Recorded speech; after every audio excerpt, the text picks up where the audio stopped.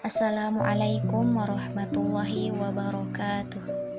Saya Dewi Robiatul Adawiyah, NPM 101119143, mahasiswa dari STIS Tembi Bandung Business School, Prodi Manajemen S1, kelas karyawan. Video yang saya buat yaitu untuk memenuhi tugas UTS dari mata kuliah Pendidikan Agama. Pada kesempatan kali ini, saya akan menyampaikan pemahaman saya mengenai ta'riful Quran. Metode yang saya gunakan yaitu metode tafakur. Apa itu tafakur? Tafakur merupakan suatu metode untuk lebih memudahkan mengamalkan ajaran-ajaran Al-Quran atau hadis. Tafakur juga bisa diartikan berpikir menggunakan akal dan hati.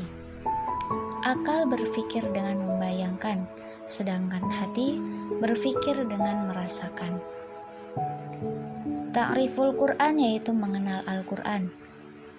Al-Quran merupakan kalamullah yang berasal dari dua kata, yaitu kalam dan Allah. Kalam itu berarti bacaan, jadi kalamullah adalah perkataan Allah. Al-Quran diturunkan secara mutawatir, yaitu secara berangsur-angsur. Membaca Al-Quran adalah ibadah. Ada banyak hikmah yang dapat kita ambil dari ta'riful Quran ini. Hikmahnya yaitu, yang pertama, Al-Quran sebagai penguat hati Nabi Muhammad. Kedua, untuk menjawab permasalahan umat. Ketiga, sebagai cerminan untuk orang muslim terhadap kesalahan agar tidak diulangi. Keempat, untuk memudahkan dalam memahami. Kelima, sebagai metode umat secara bertahap. Keenam, sebagai bukti kebesaran Allah Subhanahu wa Ta'ala. Ada sebuah hadis menyebutkan bahwa sebaik-baiknya ibadah adalah membaca Al-Quran. Hadis riwayat Al-Baihaqi. Al-Quran adalah mukjizat yang dimiliki Nabi Muhammad. Mukjizat merupakan sesuatu yang luar biasa yang manusia tidak kuasa menciptakannya. Al-Quran dari segi sisinya juga mengandung mukjizat, di antaranya yang pertama, di dalam Al-Quran terdapat berita-berita dan janji-janji mengenai masa yang akan datang, di mana hal itu di luar kemampuan manusia. Yang kedua, di dalam Al-Quran terdapat pula fakta-fakta ilmiah yang tidak mungkin diketahui manusia di tanah Arab pada waktu itu. Tetapi fakta-fakta itu dijelaskan dengan tepat dan sekarang dibuktikan kebenarannya. Keistimewaan Al-Quran sebagai mukjizat yang dimiliki Nabi Muhammad. Al-Quran diturunkan oleh Allah dan langsung dipelihara olehnya. Al-Quran tidak turun sekaligus, melainkan dalam jangka waktu 22 tahun, 2 bulan, 22 hari, pada 2 periode, yaitu pada periode Mekah dan periode Madinah. Bersifat pembenar dari kitab-kitab sebelumnya, berlaku untuk seluruh umat manusia. Selain ta'riful Quran, ada juga asmaul Quran, yaitu nama-nama Al-Quran. Ada 5 nama Al-Quran. Yang pertama, Al-Haqq, yang berarti kebenaran. Disebutkan dalam Al-Quran surat Al-Baqarah ayat 147, yang berarti kebenaran itu adalah hak Tuhanmu. Sebab itu, jangan sekali-kali kamu termasuk orang-orang yang ragu.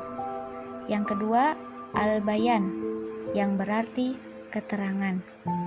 Terdapat dalam Quran surat Al-Imran ayat 138, yang artinya, Al-Quran ini adalah penerang bagi seluruh manusia dan petunjuk serta pelajaran bagi orang-orang yang bertakwa.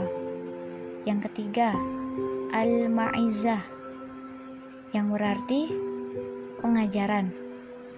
disebutkan dalam Quran surat Al-Qamar ayat 22 dan Quran surat Yunus ayat 57, yang artinya, dan sesungguhnya telah kami mudahkan Al-Quran sebagai peringatan atau pelajaran.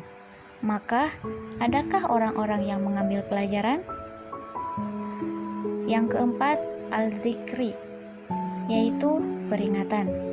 Terdapat dalam Quran surat Al-An'am ayat 90, yang artinya, mereka itulah orang-orang yang telah diberi petunjuk oleh Allah, maka ikutlah petunjuk mereka.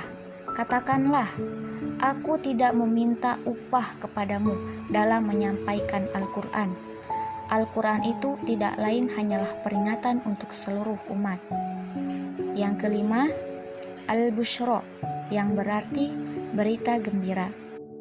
Terdapat dalam Quran surat An-Naml ayat 89, yang artinya, dan ingatlah kami hari ketika kami bangkitkan pada tiap-tiap umat seorang saksi atas mereka dari mereka sendiri, dan kami datangkan kamu Muhammad menjadi saksi atas umat manusia, dan kami turunkan kepadamu Al-Quran untuk menjelaskan segala sesuatu dari sesuatu petunjuk serta rahmat dan kabar gembira bagi orang-orang yang berserah diri. Hanya sekian yang dapat saya sampaikan, mudah-mudahan bermanfaat. Wassalamualaikum warahmatullahi wabarakatuh.